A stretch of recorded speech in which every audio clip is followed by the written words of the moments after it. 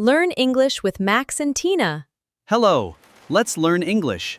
Join us at the supermarket. Let's buy groceries, vegetables, and milk. And cereals, fish, meat, eggs, and flowers.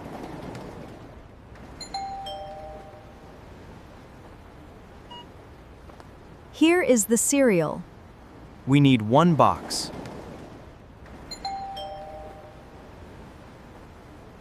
These tomatoes look very fresh.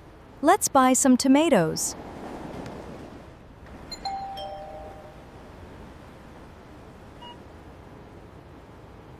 Now let's find some milk. Next, we need to buy some eggs. Let's grab this carton. Let's buy some fresh fish. I will take this fish.